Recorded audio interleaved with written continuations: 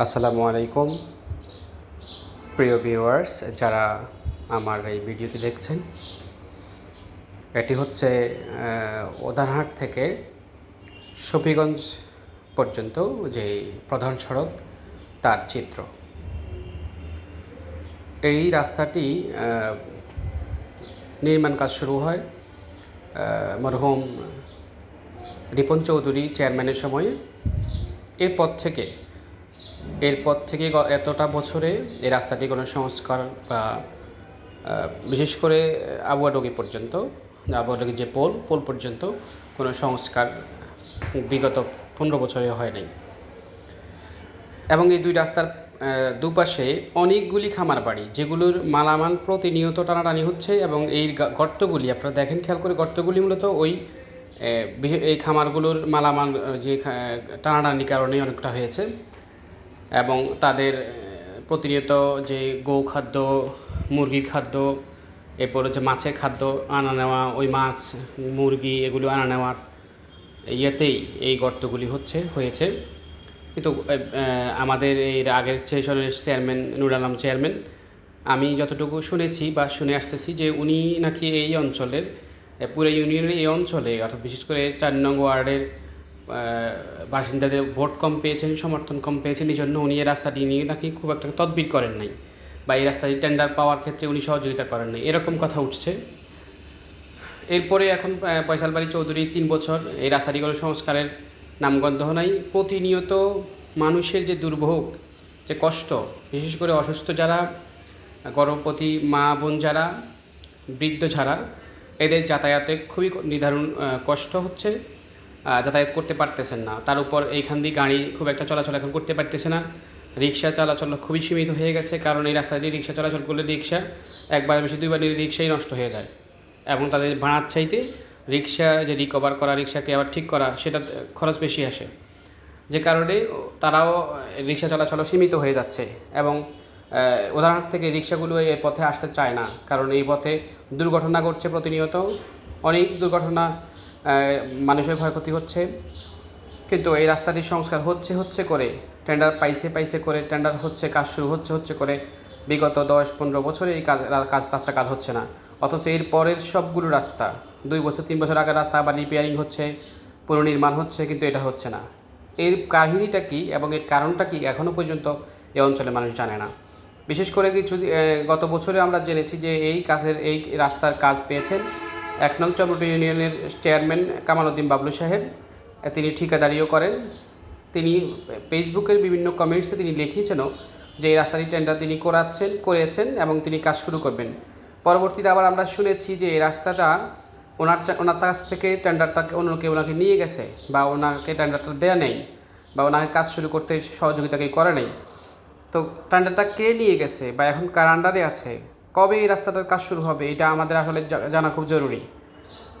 আমরা জানতে চাই যে এই রাস্তাটা কবে হবে। এবং আমি ইউনিয়ন পরিষদের জনাব ফয়সাল চৌধুরীর কাছেও বলতে চাই যে আপনি এই ইউনিয়নের চেয়ারম্যান এবং এই রাস্তাটা আপনার আন্ডারেই পড়েছে। আপনি অতি শীঘ্র আমাদের এই রাস্তার বিষয়ে যেখানে যেখানে তদবির করা দরকার, এই রাস্তার যে বর্তমান চিত্র যেখানে উপস্থাপন করা দরকার, আপনাকে অনুরোধ করব অতি শীঘ্র এই রাস্তাটির বিষয়ে আপনি কাজ করেন। এবং আমরা খুব শীঘ্রই এই রাস্তার কাজ চলছে বা রাস্তার কাজ শেষ হচ্ছে এটা দেখতে চাই। কারণ এটা আমাদের প্রতি একটা নির্যাতন এটা। হ্যাঁ, কারণ আমরা প্রতিনিয়ত এই রাস্তা যাতায়াতে আমাদের অসুবিধা হচ্ছে।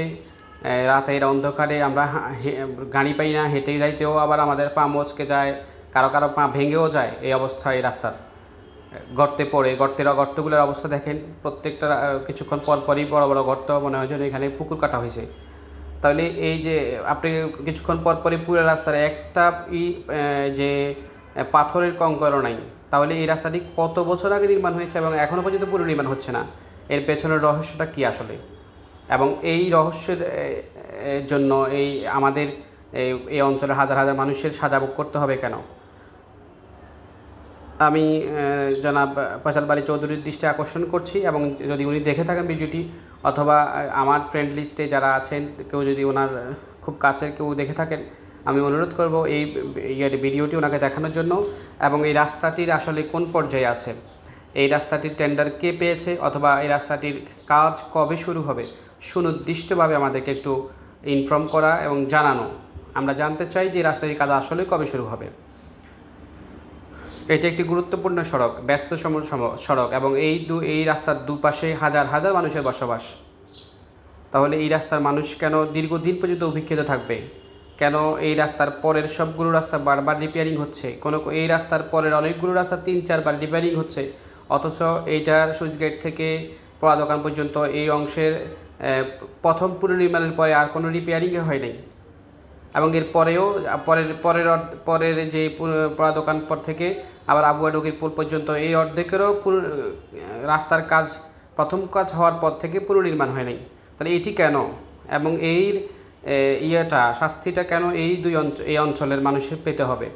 এবং আমি চাই কবে আমরা চেয়ারম্যান মহোদয় এবং কবে এই রাস্তাটি শুরু হবে আমাদেরকে জানাবেন। পাশাপাশি আমি সড়ক ও জনপথ বিভাগের যদি কেউ আমার এই ভিডিও দেখে থাকেন তাদের অনুরোধ করব, তাদের কাছে অবশ্যই লিস্ট আছে যে রাস্তাটি কবে হয়েছে এবং এটির পুনর্নির্মাণেরও একটা তারিখ থাকে।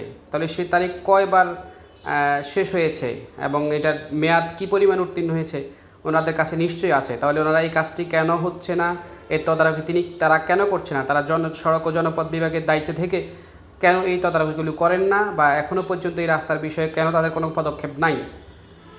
এ বিষয়ে আমরা এই অঞ্চলের মানুষ জানতে চাই এবং আমি প্রত্যেককে, আমার এই ফ্রেন্ড লিস্টে যারা আছে এই অঞ্চলের প্রত্যেককে বলবো এই ভিডিওটি প্রতিবাদ স্বরূপ শেয়ার করার জন্য এবং এই রাস্তাটি পুনর্নির্মাণের জন্য আন্দোলন করার জন্য, প্রতিবাদ করার জন্য, দাবি জানানোর জন্য যে অতি শীঘ্রই আমরা এই অঞ্চলের আমাদের এই রাস্তাটির পুনর্নির্মাণ এবং দেখতে চাই খুব শক্তভাবে, খুব ভালোভাবে আমাদের এই কাজটি যেন করা হয়। এই দাবি যে প্রত্যেককে বলবো যে প্রত্যেকের টাইমলাইন থেকে, আইডি থেকে, পেজ থেকে এটার প্রতিবাদ জানানোর জন্য, দাবি জানানোর জন্য এই বলে শেষ করছি। আসসালামু আলাইকুম রহমতুল্লাহ।